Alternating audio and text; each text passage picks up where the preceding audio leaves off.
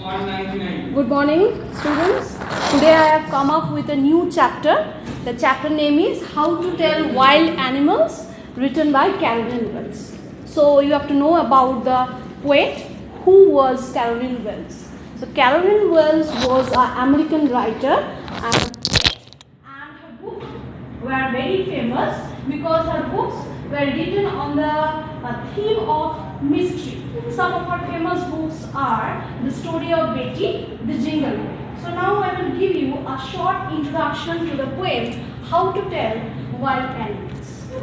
Carolyn Wells, she is the poet of this poem How to Tell Wild Animals. She explained the characters of different wild animals in a very funny way. She has used the language in such a way that generates humor. Okay, so she has used the poem, she has used different languages, different words to make the poem a humorous poem. She has introduced different wild animals to the readers and explained their different characteristics in a very humorous way. So let's start the poem and I will give you the explanation. If ever you should go by chance to jungles in the east. So in the first stanza, the poet says that how they can recognize various animals in the jungles of the east. The reader can come across an animal who is very large and whose skin is yellowish brown in color. If ever you should go by chance to jungles in the east, and if there should to you advance a large and tawny beast. So what is the meaning of tawny? Tawny means yellowish brown color. So I am writing down the word meanings. You can note it down. Word meanings. Tawny. Tawny means yellowish brown color.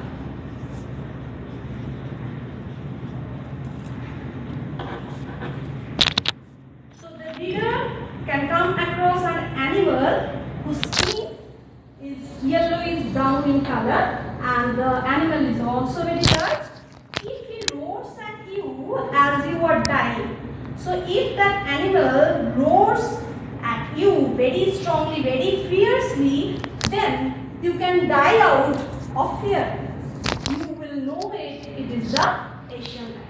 So it means you have encountered with the animal and the animal name is Asiatic lion. So here the poet has used an allusion. What is the meaning of allusion? Allusion means a well-known reference to any well-known person, place or name of any animal.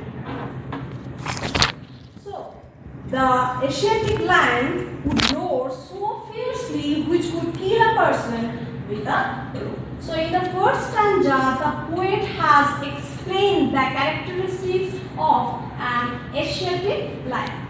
So let me give the definition of allusion. What is the meaning of allusion?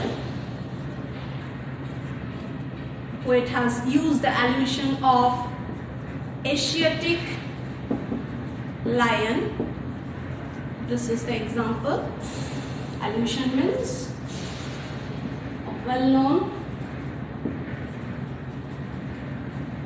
reference to any famous person,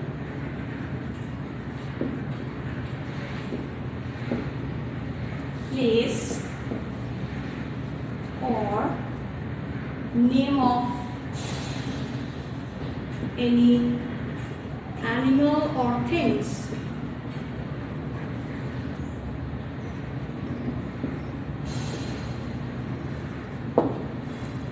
Come to the next stanza. Or if sometime when roaming round a noble wild beast greets you. So in the second stanza, the poet has explained an animal who is roaming around in the jungle and the animal belongs to a royal clan. Noble means a royal clan or high-born or aristocratic.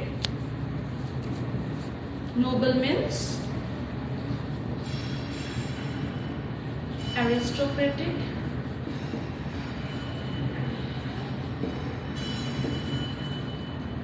High-born.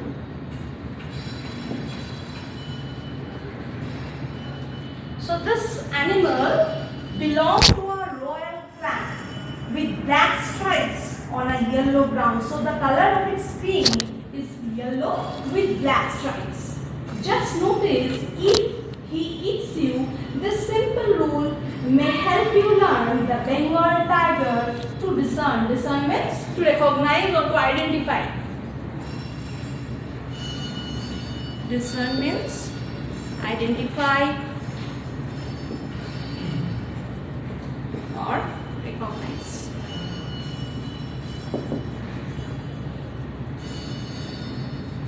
She says that if this animal, if you notice this animal and that it kills you or eats you up, this means you have surely seen or if you have surely recognized or identified the animal. This animal is none other than the Bengal tiger.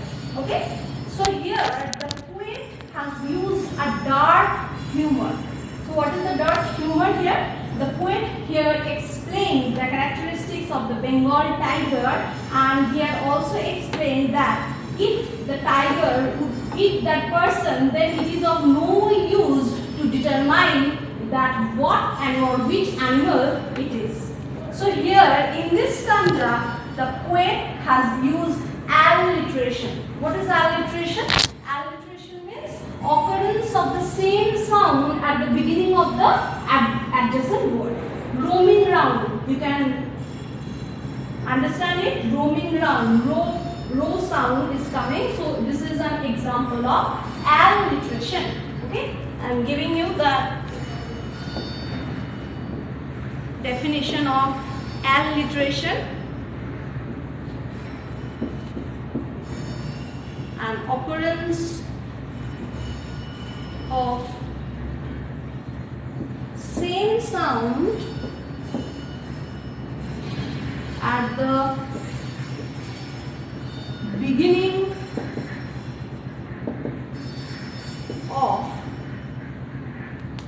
the adjacent words.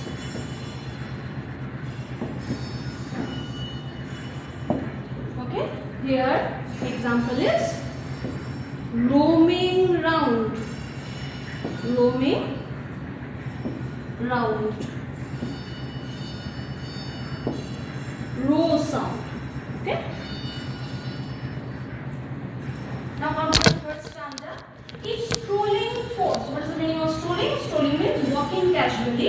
A bestial view whose hide with spots is papered. Papered means covered with spots. So if you are walking in the jungle casually, if you are walking casually in the jungle, then you can see an animal. You can have a view of this animal whose skin is spotted. You can see the skin of that animal. There are many spots on it. As soon as he has leapt on you, you will know it is the leopard.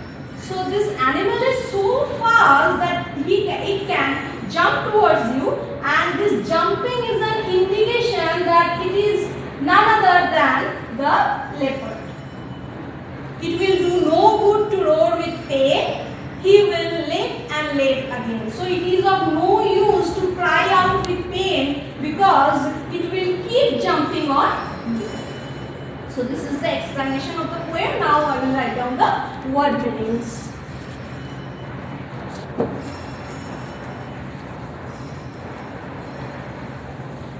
What are the word meanings?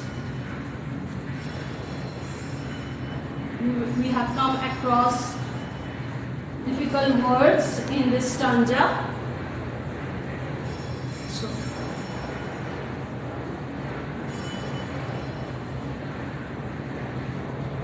let me write down the words. Strolling means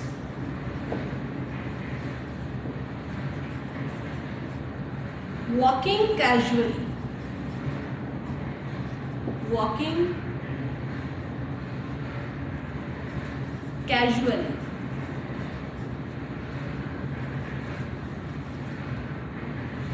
Next, hide means, you know, hide means the skin of the animal. Papered means covered with spots.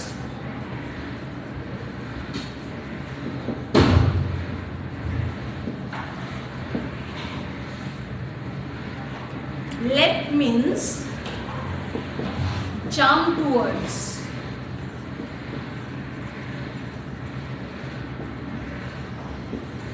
Now I will discuss you what are the poetic devices used by the poet here.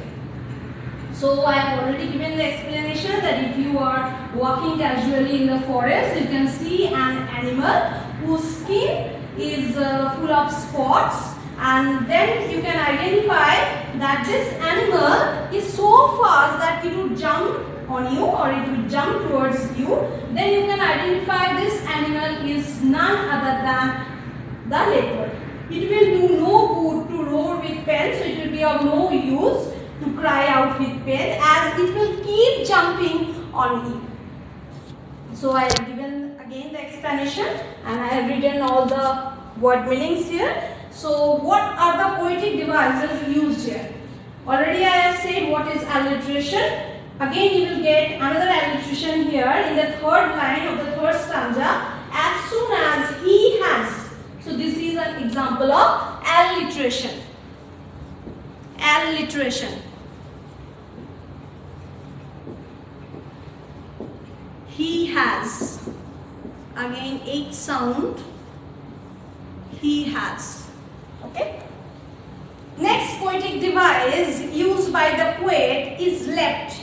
If you have seen the spelling of leapt, L-E-P-T, and in the last line L-E-P, the poet has used this spelling instead of the correct spelling. What is the correct spelling of leapt? The correct spelling is L-E-A-P-T. L-E-A-P-T. Leapt means jump towards. Okay, the poet has used this spelling instead of the correct spelling. So this is known as poetic license.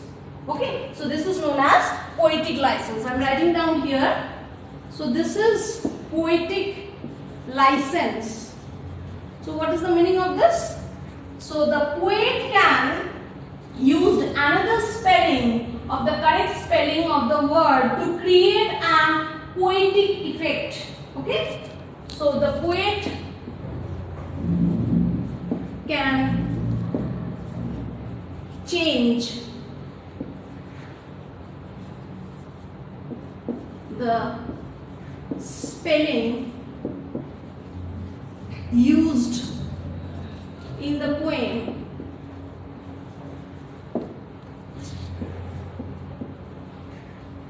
to create a poetic effect or rhyming pattern. Okay? So the actual spelling of the leapt is L-E-A-P-T. Leapt means jump towards. Now come to the fourth stanza. If when you are walking around your yard, you meet a creature there. So if you are walking around in the lawn around your house, you can meet an animal, a beast, who hugs you very, very hard. Be sure it is a bear.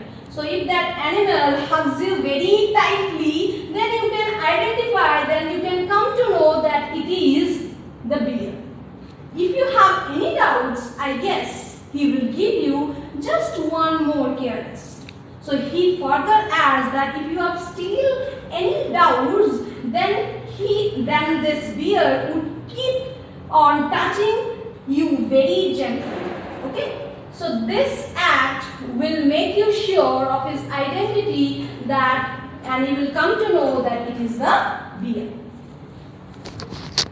Though to distinguish beast of prey, a novice might nonplus, the crocodile you always make. Tell from the hyena thus, hyenas come with merry smiles, but if they weep, they are crocodiles. So here stanza, the poet draws a difference between the beast of prey. What is the meaning of beast of prey? Beast of prey means the animals that hunts on other animals for food. Okay? I am writing down the word meanings from this stanza. Kindly note it down for your benefit.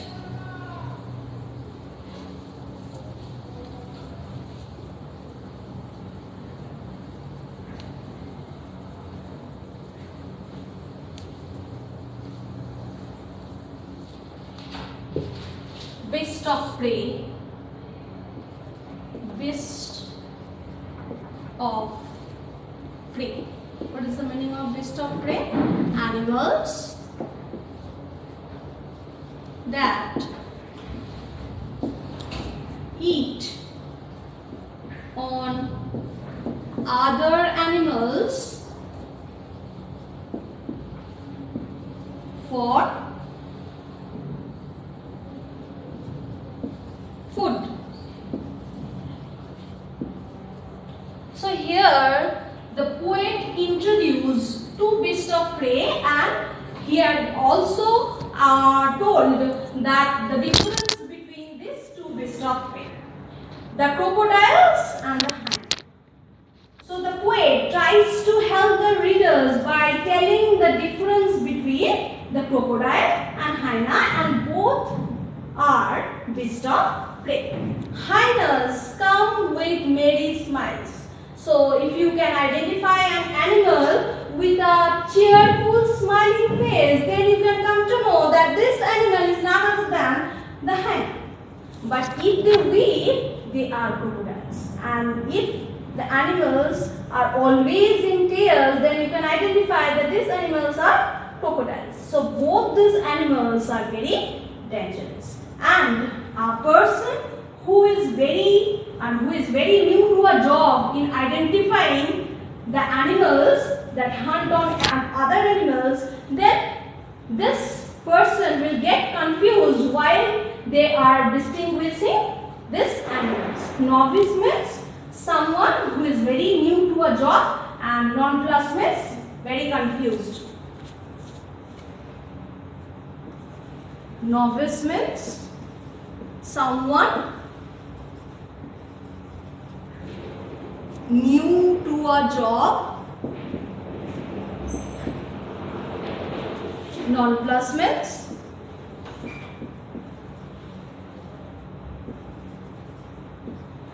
be confused or puzzled. So the reader or the person who is very new to a job of identifying these animals of prey, these animals that hunt on other animals for food, the person will get confused. Okay, nonplussed means confused. The person will get confused. So the poet tries to help the readers, but by telling the difference between the crocodile and the hyena. Already I said the crocodile is always having tears in her eyes and in his eyes, and this hyena is always having a very cheerful smile on his face. And both these animals are very dangerous. In the last stanza, the true chameleon is small, a lizard sort of thing. He has not any ears at all and not a single wing. If there is nothing on the tree, it is the chameleon you see.